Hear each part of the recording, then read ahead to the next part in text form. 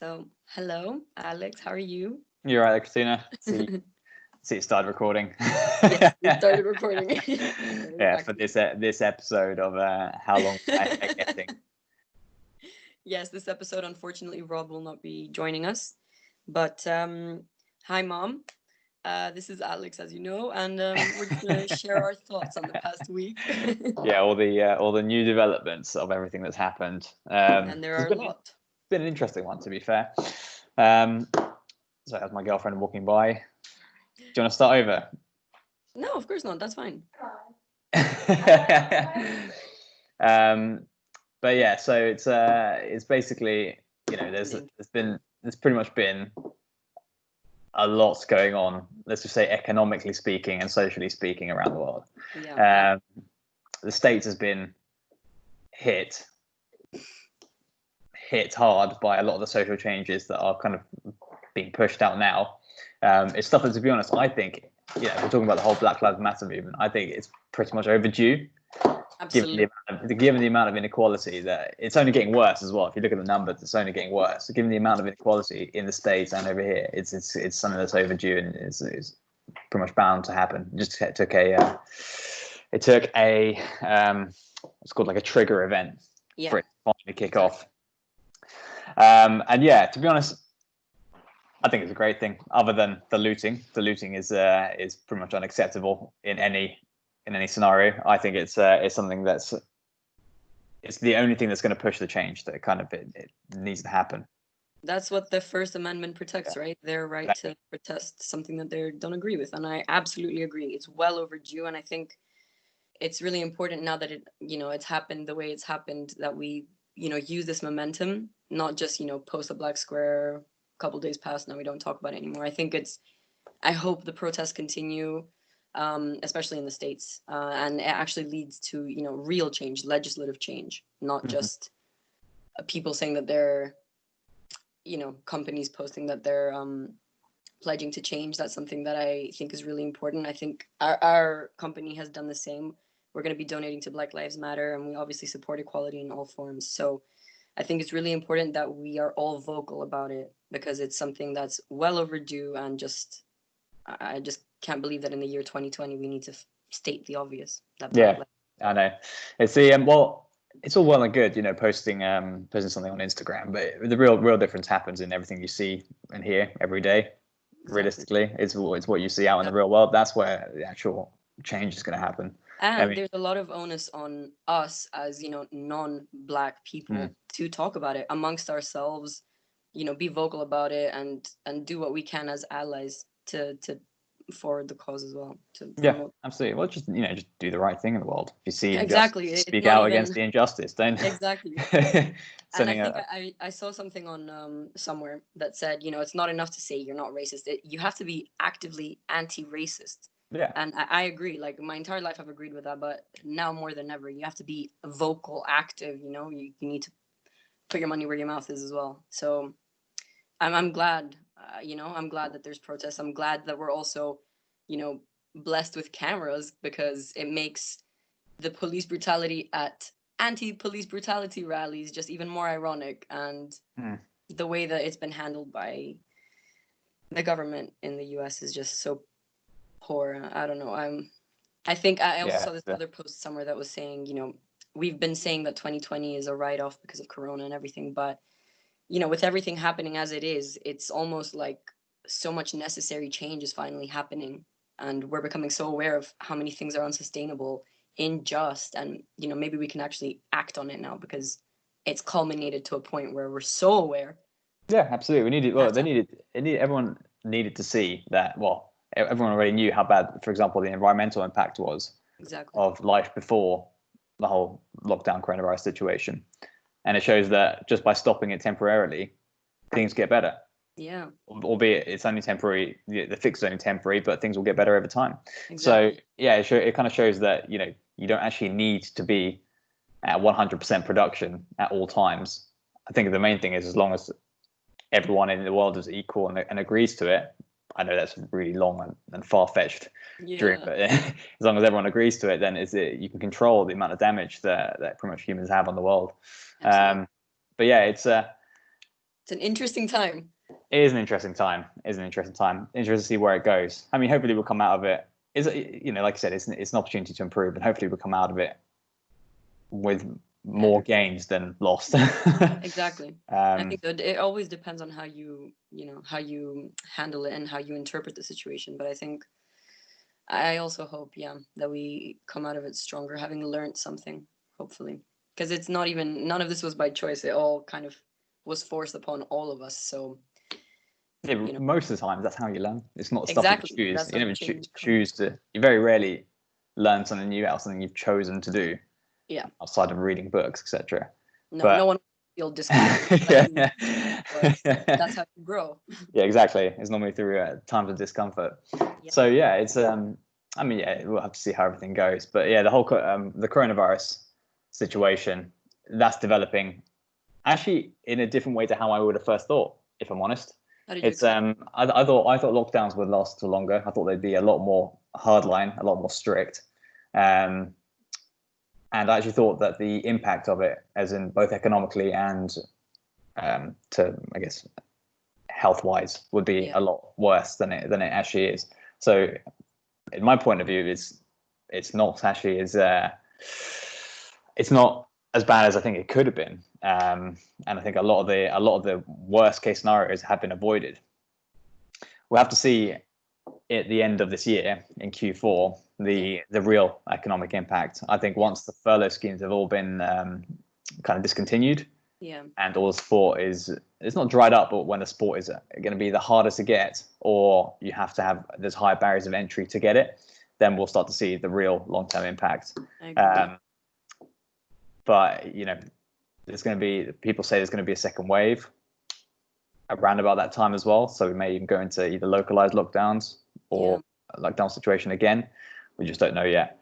But it's hard to predict it. Everything's just developing so quickly. And I think it's just important to try and keep up to date with it as much as you can. Yeah, it changes honestly on a day-to-day basis. I was considering going back home, to see my parents and maybe take some holiday. And it's been really hard to just stay on top of, things are changing on a daily basis. How long I'd have to be quarantined once I get there is changing. If the UK is even allowed to fly in, that was, the UK wasn't allowed to, I think, have flights to Athens up until June 1st. And it's not even on the list of countries that are really allowed to go in because of, the R was really high here. We had a really, I don't want to say that they haven't done what they could as a government here, but in comparison to Greece and other places that I've seen, it's been quite poor. I've been quite disappointed, and I don't think it's fair to the however many thousands of lives, tens of thousands of lives that were lost, to say that we've done our best and that we've done well, because other countries have lost less than 1,000 people. And I don't know. I don't want to judge, but it's just hard. And as you said, we'll see eventually long term. I think no one knew how to handle it. So each government had to do their best at the time. But it's been really difficult. And with everything changing every day, I just read yesterday or today that the numbers worldwide are actually increasing, like I told you earlier. Obviously not here, but I think in India, maybe in Brazil, I know it's constantly going up. So the numbers overall are not really improving yet, but there's hope. And I think it's gonna be a long way to go. A lot of developing nations will start to get hit by it in regions such as Africa. So we expect the numbers to. You can't really predict where numbers are going to go, but it's a safe bet to say that as the virus spreads more, it's going to be more people affected by it. As it hits more areas of the globe, there's going to be more people affected by it. So yeah, it's going to be one of those things that we have to just try.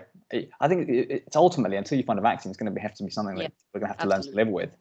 It's just going to have to be finding ways of controlling it as much as you can, but it's going to be a normal part of our existence until we find a way of getting rid of it entirely. Yeah, and that's why we need to, and we are sort of reopening the economy. But I think the ways that we adjust to the new reality have to become clear. Now they've made it compulsory to wear masks on public transport, which you would have thought would have been from the beginning. But no, but the argument I think at the start was that they didn't know if masks would work. Sure. There was even the theory that it make things worse. I think they found that that's not actually the case, but well, maybe it is. I don't know. I'm not a doctor, but but yeah, it's I think it's because people there's so much information that said pretty much opposing conclusions that it was really hard to get a solid plan in place. We do know that herd immunity doesn't work as much as it was a great idea. We know as much as we wanted to. Yeah.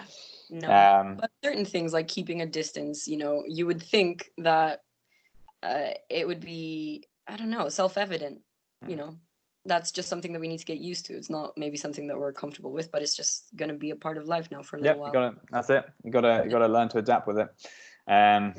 Yeah, people start to head back into offices within due course. I think some places are already going back in, and I don't actually know when our office is going to be reopened. I think we're probably the last that need to do it since we're able to work from home. But yeah, some non-essential businesses are opening next week, aren't they? Something like that. I think 15th of June is something I got in my head. So Ed Barbers are opening on July 1st. Really? You told me that. Is it July 1st?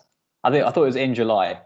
Oh, I'm not sure. Either way, I need it. Yeah, I know everyone's dying to go to their barber. Every guy I speak to is like, either had a buzz cut or still waiting, holding out hope that the barbers are going to open soon. Yeah, I know. I'm gonna go in there and I'm not gonna know what to do with it. You're in the last group. You're holding out hope. Well, that's it. I'm too far. That's the problem. I can probably use a clipper on the sides of my head, but I can't do anything with the top, and the top is just way too long to have anything short on the sides. You need a professional to take care of it. So I need somebody to just sort it out for me. But I'm definitely not gonna be within the first go to the barbershop within the first couple of weeks of them being open. It's gonna be queues. It's gonna be a nightmare. Yeah. Speaking of queues, the McDonald's near my house opened up, and there's been massive queues for the I've heard about these. Great. The first time I realized what was going on, and I just passed this massive queue, and I thought an accident happened or something, and then I was like, it's all good. It's the McDonald's that reopened. It's for the crisis averted. For the gram. Yeah. But, so what about e-commerce? Do you have any news, anything that you've seen that's interesting from our clients maybe? Especially in the past couple of weeks where kind of the attention has shifted from the COVID crisis. Have you noticed any difference? Only that, well, the optimism, especially within our clients, was fairly high anyway. Even at the start, the plan was that it's going to be difficult, or it'll be the same for the entire lockdown period, and then things will get better. It's actually ended up being a lot better for some clients that we even wouldn't have thought that would benefit from people staying at home and lockdown situations. Like who? I mean, industry-wise. Oh, so basically, pretty much anything in well, we could predict it in hindsight now, but in gardening and gardening equipment, effectively, because the amount of time that people have got at home and how good the weather's been, it's resulted in really great sales for anyone in that industry so far, as far as I can tell. So yeah, I mean, the impact to our clients is pretty much things have started to open up now, start to spend more money on their site, try and capture as much of that gain in traffic as possible. And that's the general gist, I guess, of how e-commerce is going. Are you seeing them actually trying to, because from the useful strategies to combat disruption chats that Sarah's had, there's been a lot of talk about how, businesses always focus on acquisition, but actually there's so many businesses right now seeing such a massive influx, and they don't know the tactics to, increase customer retention essentially of all these new clients that they have. Yeah, that's what people are looking for. For those that have had an increase in traffic, it's literally all about retention. Because I mean, they don't need to try, well, not need to try as hard, but they get more return out of the efforts that they are putting into the acquisition. So that's no longer the quick win that it was, that it would have been. So no longer is the easiest form of gaining long-term revenue. But do you see them going into personalization, loyalty programs, a mix of things? So loyalty has been thrown out more than it was beforehand. That's been something people are looking at. And yeah, well, personalization is always something that depending on the affordability of the software, because it can be not the cheapest. It's always been something that people have wanted on their sites. Yeah. So, but yeah, I mean, loyalty's definitely seen more traction. It's been something that we would talk about to pretty much all of our clients as potential, and just seeing, what you can do with it, where you can place it, how you make it work, what scheme you're going to use. And then we work with a couple of, great partners. So we've got Loyalty Lion, Yotpo.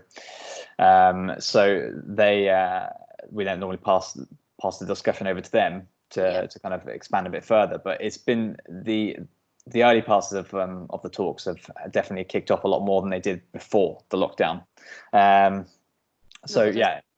It's good for customers and it's good for businesses as well. It's just one of these things that you do, and it makes such a big difference in a user experience and the experience that a customer has on your website and with your brand. So I'm glad that they're taking advantage of that, because it's necessary. I always enjoy it as a customer when I feel like I can get rewards back for what I'm spending. So 100%. Although to be fair, I'm probably myself, I'm not the biggest user of the rewards programs. I just never know what I've got and what I don't. I've got like a ton of, for example, loyalty cards. I've got a ton of them. Don't know what to do with them. I think it's maybe different for women, or maybe I'm wrong, but it's also different when you have specific stores you buy from, and you want to have that recognition because you want to keep buying from those stores, but you want to have some kind of something back, I suppose, because you spend a lot of money there. So it's nice to get that acknowledgement, I think.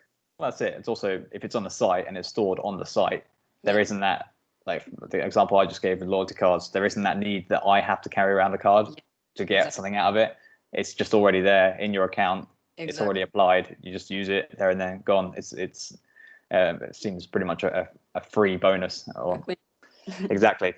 So yeah, it's things are starting to kick off again on e-commerce. They never really slowed down. I think people it's just a bit more clear now where they need to put their money, where people need to invest, where people need to look at, because it wasn't very clear at the start what's the best course of action: retain capital or invest in the site.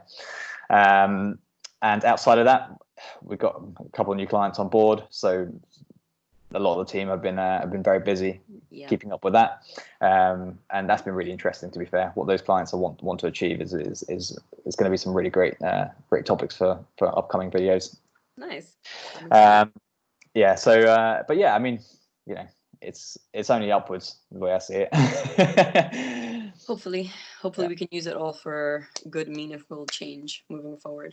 Yeah, indeed. Do you have any plans for the weekend? Absolutely nothing, and that's fine. That's literally, honestly, absolutely fine. I don't mind. I'm one of those that's absolutely very content in just waking up, having a coffee, and just chilling out. Absolutely, especially if the weather's like this. I don't feel like going out. I'm fine lying in bed, curled up with a book or something. Yeah, actually, the weather's quite good at the moment. I'm not. I don't know if you can tell, but I'm not the most outdoorsy person in the world. So you like it when it's horrible outside so that you have an excuse to stay in? Exactly. Yeah, I get that. I get that. Except when it's sunny, because I love the sun. I just want to sit in the backyard all day. Yeah. But, what about yourself? Yeah, nothing. Same. I mean, it had said originally that Friday, Saturday would be good weather, but it's looking like it's going to be raining all weekend, so I'm happy to stay home, maybe do some admin, clean up, all that exciting stuff that you do. Oh, yeah. Absolutely. Lots of chores. Yeah. And it's been an intense week, to be honest. It might be because it's the first week in like 3 weeks that we've had 5 days of work. We had like bank holidays. Yeah, that's true. Yeah, you're not wrong there, to be fair. I forgot about the amount of bank holidays. It's been a bit of a bank holiday spree, and then it's like like nothingness from now until August. Sometime later on in the year. But yeah, so just relax and unwind. Nice. Yeah. Well, that's a plan anyway. Relax, chill out. Hopefully make some decent food, because I've honestly I need to improve on my diet and let it slip. Are you ordering a lot? Are you cooking? I was, and then I stopped because I got lazy. I think it's just something about being at home all the time makes you. Everything's there. You have everything you need to cook. so you just don't. Also, because like when we weren't in lockdown, I think I don't know about you, but I enjoyed going to restaurants a lot of times. So now that I don't get to go to restaurants, I still want to get a meal delivered. It's different. It's a different experience to, you know, not eat your own food.